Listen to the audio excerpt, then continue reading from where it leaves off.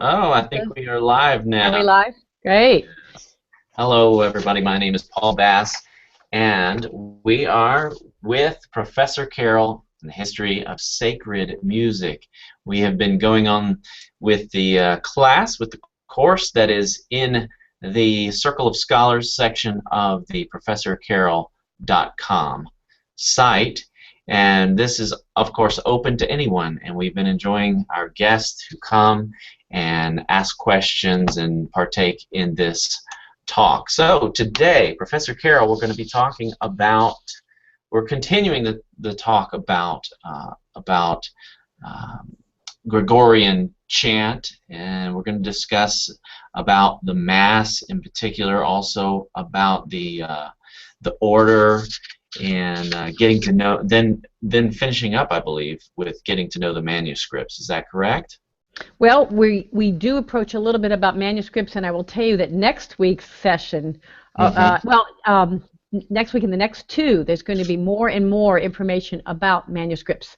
Yes, because in the assignment we did some interesting things this week with getting to know some of these wonderful resources that allow you to examine from your own home, wherever you live, that you can look at things that before you'd have to travel to a university research library or a monastery library or something to see this materials and put on your gloves, and all of this and have permission and write in advance. And now you can click and you can really look at things, and there's some wonderful resources where they're actually highlighting and explaining. So we'll have even more of this. We've got a really big one coming up in 2 weeks that will keep you busy for a very long time if you want to do it all. We're not even going to ask anybody to do it all because it's huge, but it's amazing to see people excitedly putting these ancient documents online, digitally, and able to discuss them, explain them, highlight, point things, and teach the way you would ordinarily teach in a graduate seminar, but teach in a way that anybody can see and understand. I think it's just fabulous. Oh yeah, I've been doing a little of that myself. Thank the Lord for the Qumran caves. There are so many of these documents that have been gone through, and they've been well, I want to say photocopied, but they've been copied and put online so that we can see some of these ancient writings, even before the time of Jesus. So I'm enjoying that internet thing itself for history purposes. But let's talk about the Mass, okay? Why do they call it the Mass? Well, that's of course an English term from missa, which is what it would be in Italian, going back to the Latin. Messa, French, you've got different terms in German, etc., and all the other languages we're not mentioning. There are several different reasons that term is used, and different people, and in the music history books they give some reasons, and scholars have other reasons. But one of the reasons is that there's that's a traditional reason that's given, and it's not always accurate completely, but that it's a missa ist, it is finished at the end.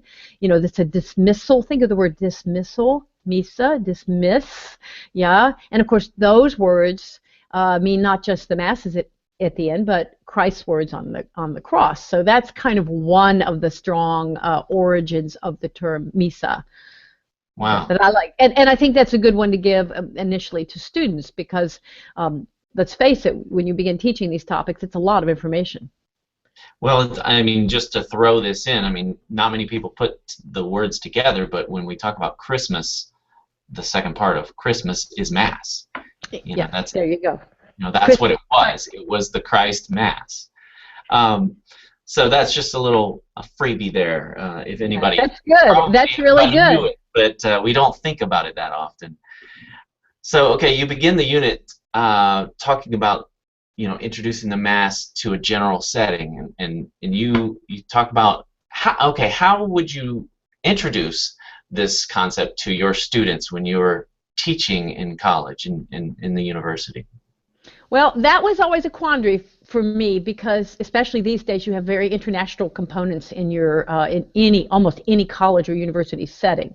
And of course I'm dealing primarily with music majors, although sometimes I would be teaching your general population fine arts appreciation class or cultural history class where you need to get into this, or even in the Russian culture classes that I would teach in the general college, because there we would be talking about the Eastern traditions of the liturgy. And by the way, in a couple of weeks we'll be devoting a full class just to the Eastern tradition. So if you're on pins and needles wondering to know if the Eastern Christian or Orthodox side is similar or different, what are the, we'll be getting to all of that with a big luscious class, I hope, because it's one of my favorite topics.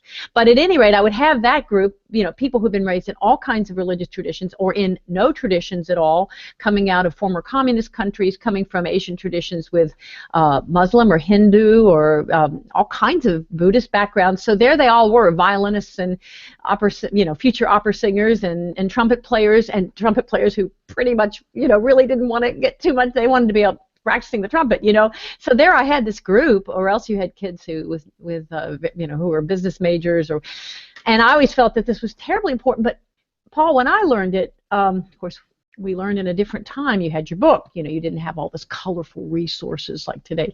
And I remember learning it in a very academic way and forgetting it quite quickly, and I did not want it to be like that. So that was a long opening sentence, I know. So what I eventually came up with, because I tried it for years, putting it out, learn it for the test, learn the text, learn the order, and it finally occurred to me, this is how I learned it, and it doesn't really stick for those students outside of Episcopal, Catholic, Orthodox traditions. If they're within those traditions, they know this. They may go all the time and still not know it, though. You know how it is when you're growing up. You don't always know what you're doing as a kid, So what I really began to realize myself is there's a dramatic form to this whole thing. And I wanted, number one, I wanted people to understand and feel the form, because it's a series of texts that take you through a series of what we call liturgical actions that end with communion. Without communion or the Lord's Supper or the Eucharist or the bread and the wine, there's all these different ways you can say it, then that is the goal, the end point, the focus of where the mass texts take you. It's a progression. It's sort of a preparatory and building to that. And that was the first thing. And so there is a natural curve. And then the second thing is I wanted them to see, especially my music majors who would be musicians in lots of different churches, for hire, musicians, violinists, singers, and they would be working as working musicians. I wanted them to see the influence of this curve of worship, even if they were in very different traditions within the Christian sphere, that this shape has influence down to a service that seems utterly unrelated. So that was my goal anyway. Yeah. How did I do it? Exactly. How would you do it? Did you immerse them? Did you take them there? Well, when my Orthodox class, yeah, I mean, you can't pick. You really wish in teaching that, and I'm sure you've had this experience, you could just pick everybody up, between 10 and 10:50 on any given Wednesday morning and take them to whatever you're talking about. But of course, you really can't do that, The thing that I found, one thing was to understand the curve, and I think this works. And we talked about this in the class, but for anybody who hasn't seen that session or hasn't gotten there yet. Of course, there's many texts, but the parts that we call the ordinary, that are ordinarily present, ordinarius, used during the day, the ones that repeat, each time you have a Mass, these texts ordinarily will be stated or sung, said or sung, doesn't matter, that the main ones, which are the Kyrie, the Gloria, the Credo, the Agnus Dei, and I said it right, Sanctus and the Agnus Dei, that those 5 texts, I should say that again, Kyrie, Gloria, Credo, Sanctus, the Holy, Holy, Holy, and the Agnus Dei, those 5 texts have a distinct rhythm and shape. It's almost if you were coloring them. You know how when you do the colors on, what do you want to call it, like on Google, when you're doing formatting and you pick the colors of your font and you can run that little button up and down in intensity on the colors and get a light purple and then a darker purple, and it's almost that what they're doing is building color and drama. And so Kyrie is Lord have mercy, Christ have mercy, Lord have mercy, in Greek. And there's that whole story of why they kept the Greek when everything else is kind of in Latin, except for the Hebrew-influenced Sanctus, which comes out of the Hebrew temple worship. But anyway, that's Latin. But it's just funny. You have the Greek component and you have that Hebrew component down there. But at any rate, Kyrie is a petition. And isn't it natural when we're doing something important that we petition? If you and I go to the governor's mansion, I don't know what we're doing there, but let's say we're going. We don't just barge in, do we? Hey, we're here, Governor. I know you've been expecting us, right? No, we knock on the door. We ask the outer room, may we come in? We petition. Petitioning to come into something is very natural and something that's bigger than we are, more important than we are. So, Lord have mercy is a kind of petition. And then I think we all, if we get into the governor's anteroom and we are allowed to see the king or the governor or the duke, we will say something in a nice, we don't start out complaining, do we? We say something, oh dear and noble and honorable, king, oh sir, governor sir, we're so pleased with your latest, we were so glad at the latest legislation. I mean, there's a natural human tendency to first to say the positive, right? And to not worship in that case, but to praise. That's a natural thing. We get excited. We're there. We're in the presence of whatever. So praise, which would be Gloria in excelsis Dei, glory in the highest, right? And then we have to move through some various things that happen. Lots happens in between in the Mass that changes. It's not part of the ordinary. But then we get to the credo, I believe, our statement of beliefs. And then I think dramatically what that does, it takes you to the point of the foundation of who we are as Christians. Within the Christian tradition, it takes us to the foundation of what we are, what we're doing, why we're doing it, what we believe, the beliefs, the substance of the whole thing. So that's huge too, and there's a lot of text there, and that takes a long time. And then we move close to the Eucharist. At the end of those first three parts, that's called the Liturgy of the Word. And then we move into the actions, and there's quite a lot of them that take you to communion, with the big parts that are generally sung, if possible, being the Holy, Holy, Holy, a fairly short text, Sanctus, and then a Benedictus that comes in there. Blessed is he that cometh in the name of the Lord. Hosanna in the highest. So that is really kind of pulling you into an intense statement of sacrament, and then finally, Lamb of God, Agnus Dei. So you've got. I think that's a natural curve, and I felt that when we could teach it that way, people didn't have to do what I did, which was, K followed by G, right? G, Gloria, yeah, and then after that was C. You know how you learn stuff like that? You know how long you remember it? 5 minutes. So I didn't want that to happen, and I tried to work so that people could make the logic, those unfamiliar with Mass, could make the logic of the components in a dramatic curve. I think that's a good point to make because, like you said, many of us, even if we have a faith, many of us are unfamiliar with the Mass. Even if we have experienced it, we may not even recognize that progression. As you're going through those, I was thinking of Queen Esther and how, she had to petition, and then she, when she came before the king, she had to praise him, and then she put her concerns in front of him. And, so as I was kind of going through that progression as you were describing it. So now you've done your work. You've helped me to memorize it as well. Well, aren't you kind? There you go.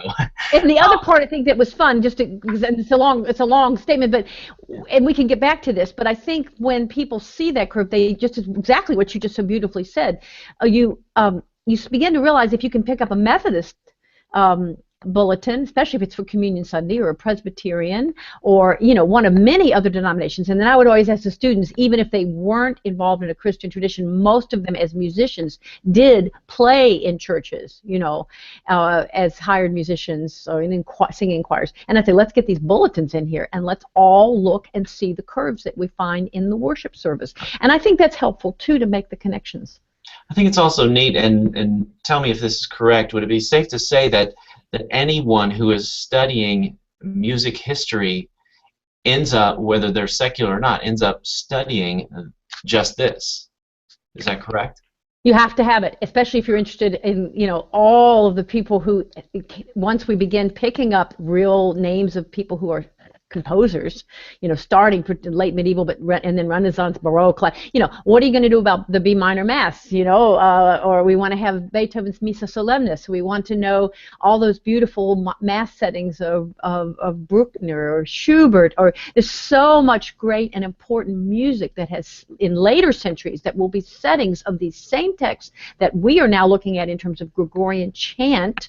But those chant melodies, those texts, which are the ordinary of the Mass, they are going to be generating, think of them as little motors that are generating inspiration for composers, straight through to today. There are people doing new Mass settings. Last Easter, our little chorale that we have out in our little cowboy town, it's a group of us of adults, and we like to sing a cappella together. And we all got together and sang at one of the Catholic churches, the next county up, actually. I think it was the next county up. It's right up a little bit away from where we live. And we sang a new setting, and it was new. And actually, only 2 of our little group, those people were parishioners in that particular church, right? And the rest came from all kinds of traditions, including cowboy church, But we got together, we learned this new, very recent setting of the Mass, and in English we did it. But it was very interesting because it was, again, a completely fresh musical setting that we sang at the Easter Vigil for that church, and it was just a great experience. Well, that's great. Let me ask you about the, we have the cycles. You talk about the cycles and the liturgical calendar.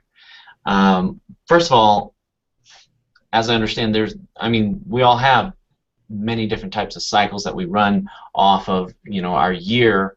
But talk a little bit about the maybe the difference with what we know is maybe came out of Roman Catholic, and then, as I understand, the Eastern Church has a different cycle. Starts you explained this today to me, that it starts at a different time of the year. So can you talk about that a little bit, and how that relates to the arts? Well, I'm laughing because we just aligned out 2 semesters of a graduate seminar. Thanks, Paul. Yeah. Okay, so you go order the books at the bookstore, and we'll meet in a month, okay, after we've all done a lot of reading. Because truly, the scholarship... I have 30 seconds, by the way. Oh, okay, well, that's easy, Yeah, it's all true, everything you just said. There's my 30 seconds. Yeah, right. But no, it is really in so many ways it's complicated because we're still talking about human beings seeking to worship God.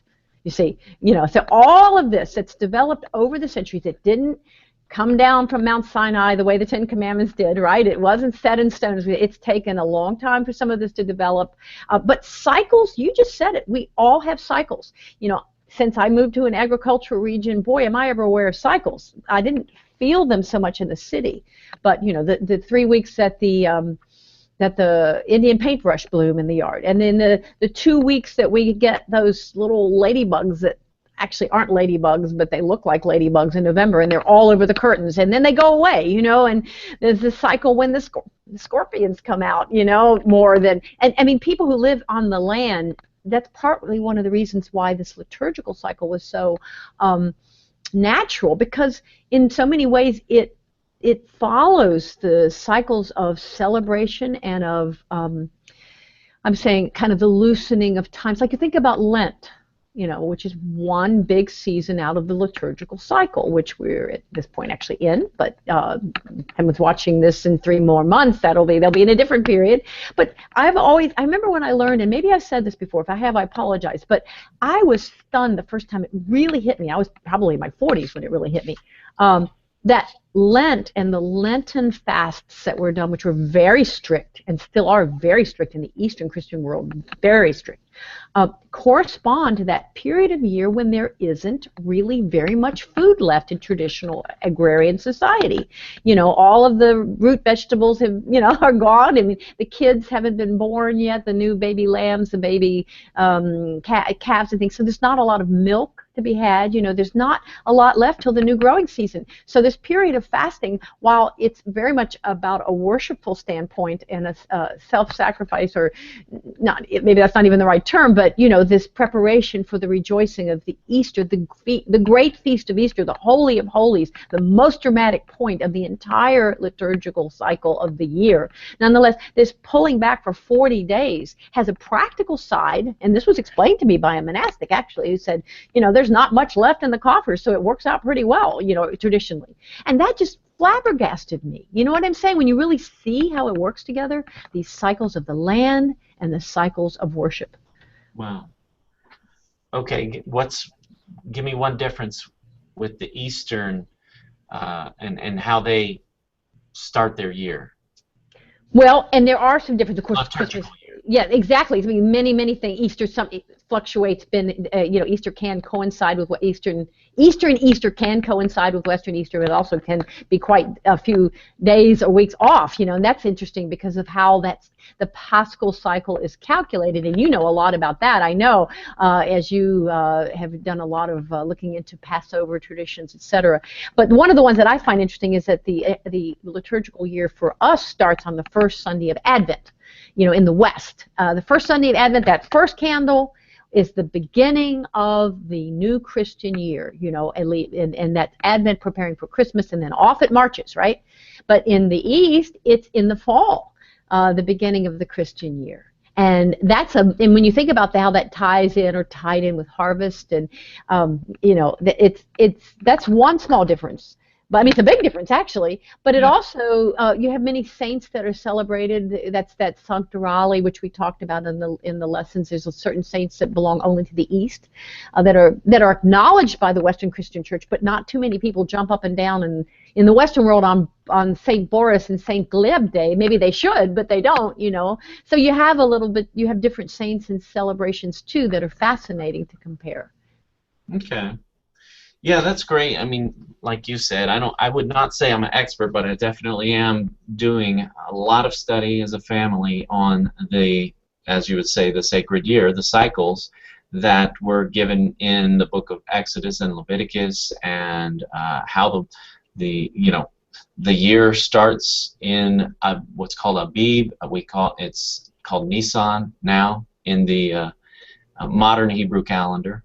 But yes, and then we've got the Passover coming up and very soon. So yeah, and how so many of these things, it's great whether you are, you know, like our family, we celebrate Passover, and it is interesting to learn of all of these cycles from the various sects that are out there, and how they tie in or how they conflict even. I wanted to ask you about, you talk about the natural dramatic shape of worship, and how does the idea natural help us learn? What do you mean by that, natural? Well, and that goes back to you know, my feeble effort as a teacher, and everybody who's taught, you know, think about all the times. I know people think about how people prepare their Sunday school classes sometimes, and they think, you know, oh, I'm going to get this done, and we're going to cover this, and then you go to the actual class, you know, it doesn't always quite work out the way you hope in your ideal. But I do think, and I'm an organist. I've been an organist since I was a teenager, and most of my life I've been really blessed with organ jobs anywhere I've lived, even in Europe, and so for me, playing I don't even think how many church services. I don't think I've got a number that big in my mind. So it's very physical for me, because especially when I've had jobs where we've had 3 services, you know, an 8 o'clock, and 9:30, and 11, for example. You know, you gotta do that. You feel it 3 times. You know, there'll be some differences in the different services, but boy, you're doing it's something you do, because worship, Paul, as you know, is something we do. We don't sit. We don't observe. Although of course we have to fight that. And I'll say one thing about being a musician, right? Isn't that true? Yes.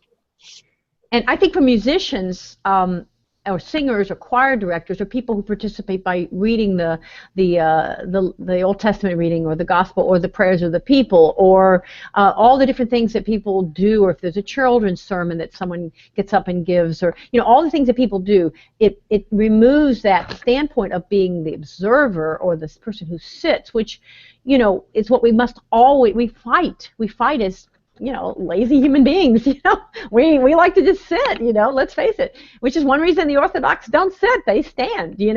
But we'll go into that in a couple of weeks. But I will say that being a musician is really, whether you're singing or playing, it's so helpful because you really do physically. It's like going through I don't want to say a game of sports events, but you have a warm up, you have there's goals, there's points that are high points, and it is, and I invite everybody, whether you're from the Christian tradition or not, if you, as an adult, especially people, I think it's interesting, and when you haven't, let's say people that have not been involved in Christian tradition at all, or any religious tradition, and you go as an adult to a worship service. I'm speaking within a Christian tradition here, but really almost anything, to look at it analytically as an adult and really try to feel the curve of what's going on. I think it's very, very interesting to bring our adult observational skills to something that either we're familiar with to the point where we don't pay attention to it, or we've never seen before.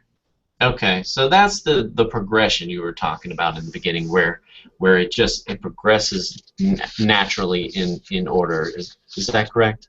Yeah. Okay, all right. Well, then I didn't need to have you rehash that. Oh yeah, but I got to say new things, and I think anybody again who wants to learn, the greatest way, and it depends on the tradition whether you can step full-bodied right into it. But if you've never participated in a service, as opposed to just gone to them, it really does change everything.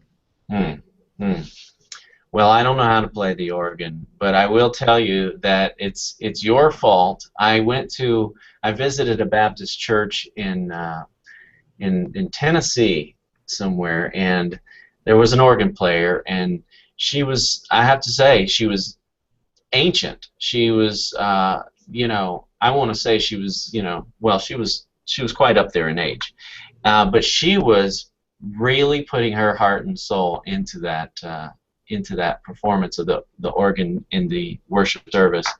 And I went up to her afterward and thanked her for her work, and she was, I don't know, she seemed visibly touched by that. It was almost that people don't do that. They don't come up to her after the service and thank her for her participation and for what it added to the service. And it's because of you, because you gave me a new perspective on organ players, and it just made me focus in on what she was doing, and it was actually beautiful to watch her do that. Well, good for you, and keep in mind with church musicians that they do it. That woman, bless her heart, because she's been doing it probably since she was 14. Because that's traditionally, or because in traditional, as soon as the kid was able to play through some hymns, they would be put at some aspect, whether they were within a professional music family. But a lot of kids, even today, start doing participating in church music making at a very young age. So when you consider the numbers of years, the numbers of generations that organists or choir directors or singers or instrumentalists who are regularly part of a denomination or of a parish or of a a church family, what they oversee over the years, it's really extraordinary, I think. And so everybody out there, go up and hug your church musicians, okay? I really do, because they're part of it. Centuries of this, centuries. Yeah, and like you said, week after week after week, and that's I really believe that there are blessings in that, in the next life as well. But if we can do our part to bless them ourselves, to at least thank them, do that. When we talk about the words in the Mass and being put to music, what determines the individual words and how they're put into music and such in a Mass? Well, today when people set the text within modern musical styles, they're thinking about very different things than they would have been thinking about in our period that we're focusing on in our course in the late first millennium and the early second millennium, the medieval period.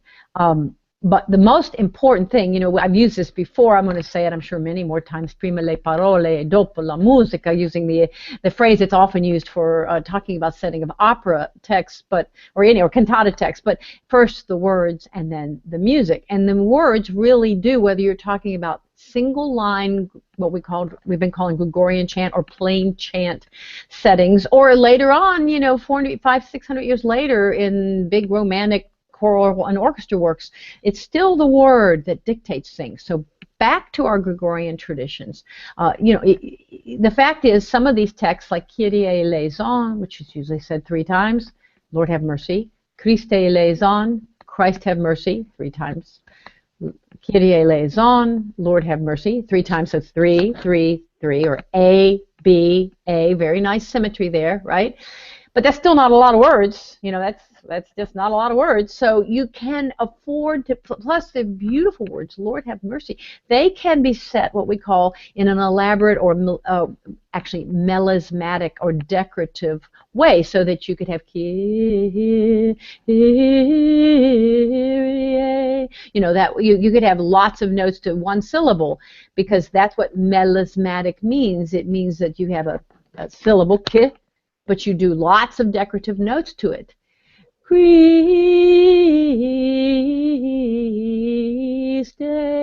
Christe, right? See, 2 syllables, lots of notes. So there was plenty of time with so few words and such beautiful words, and we don't have to have words just coming at us. We want to just luxuriate in those words, if you will. We want them to rise like incense, if you will. So lots of beautiful, that doesn't mean you can't do Kyrie eleison. You certainly can set them syllabically, 1 note per syllable. But the emotion and the opportunity to decorate them has always been almost irresistible for composers, even those chant melodies centuries ago. But then you jump for the Gloria, there's more words, and then you get to the Credo, and there's a lot of words. Think of the Creed, the Nicene Creed. That's a lot of text. If you decorate all those words, you're going to be there 20 minutes. And, you know, that's okay, and you could argue, if you decorate all those words, you lose a sense of the meaning. If you go, I believe,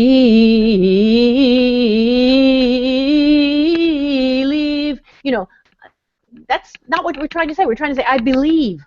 You know, we don't need to go off on B. You know, I believe in what? In one God. You know, now if you want to say one God and give it some emphasis melodically, then that makes sense. I believe in one God.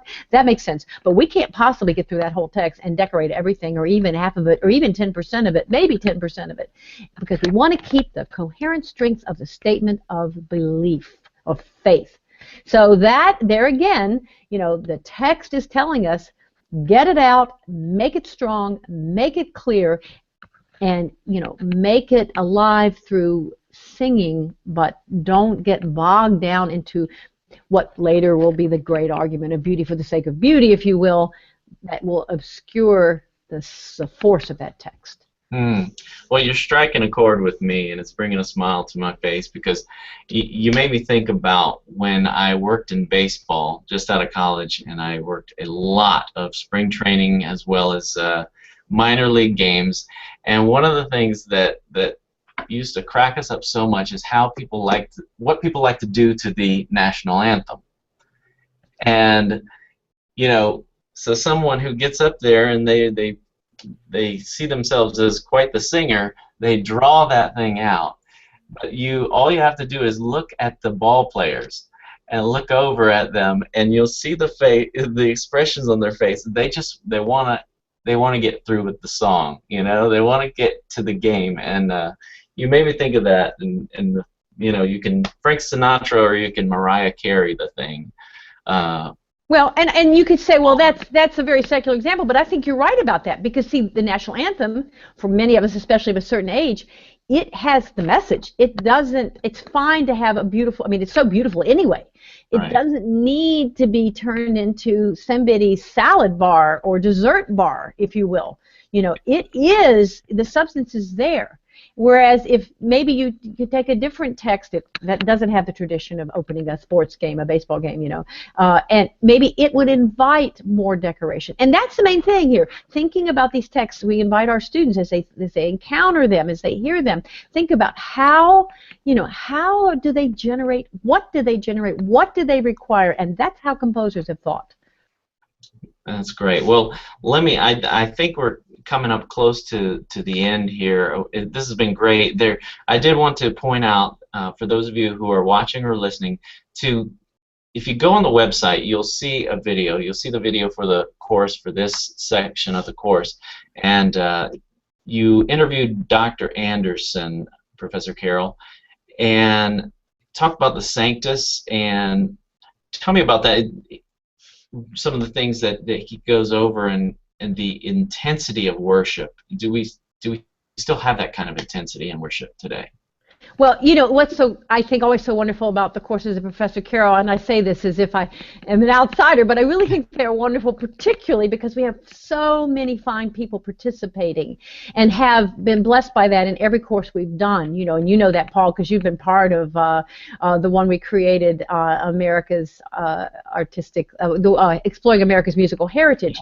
And where would we be if we didn't have all those people, from the miller at Mount Vernon, to the blacksmith at Williamsburg, to the lady who showed us Scott Joplin's, you know, how Scott Joplin's pianos worked. Or all these people bring so much to it. For this course, of course, we have turned to liturgical specialists. We've turned to historians, philosophers who can talk about early Christian church fathers, and monastics, because who else spends, you know, the better part of every day either in those worship services called the offices that we talked about last time, or a daily celebration at least once in most monastic traditions, and sometimes even more in the Western tradition, of the Mass. So these people live this, and they can talk about it in a way that is, you know, absolutely it's not theoretical, it's not speculative, it's not from just a pedagogical or musical standpoint, it's from their entire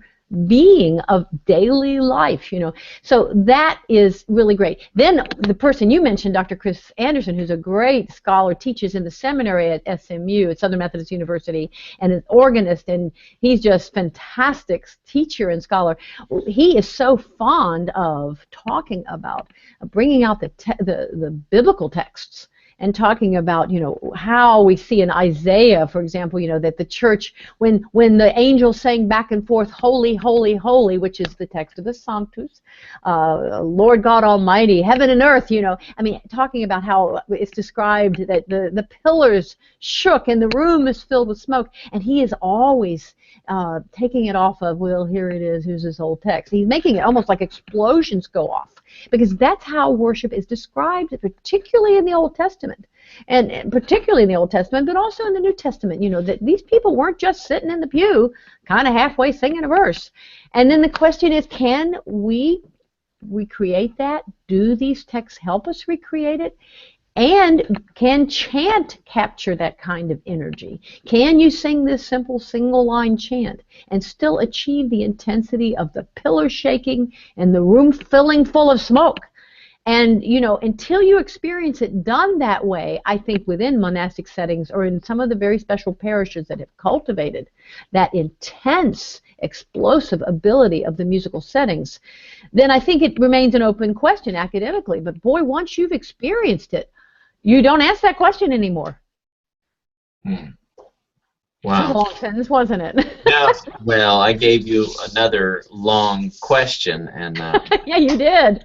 You're torturing me today, Paul. yeah, but I wanted to make the point for those watching that, like you did, that there's so much on these videos, so much in the course that we can't even discuss here. You know, this is sort of a teaser, you know. Yeah. But go on the site, yeah. you know, professorcarol.com, and join the professorcarol.com circle of scholars. It's a really it's so valuable, especially if you are a homeschooling family or someone learning this in maybe in your church even. But go on and check it out. It will be great. Thank you so much for joining us. If you have any questions, email Professor Carol. I'm sure she loves getting emails, and you can email me, but I'll just send it right on to her. So, but thank you, Professor Carol, for talking today about this and opening up our thoughts about this liturgical music, and I had a great time. Thank you. Well, I always appreciate you, Paul, because you are such a Renaissance man. You're interested in so much, and you make connections that help, I think. I think we all need the connections in our modern world to what seems sometimes ancient tradition, and yet it's still in our blood, it's still in our souls, it's still in our hearts, and we appreciate the way you help us make those connections. My pleasure. You're very welcome. Well, thanks a lot, and we'll talk to you next time. See you then.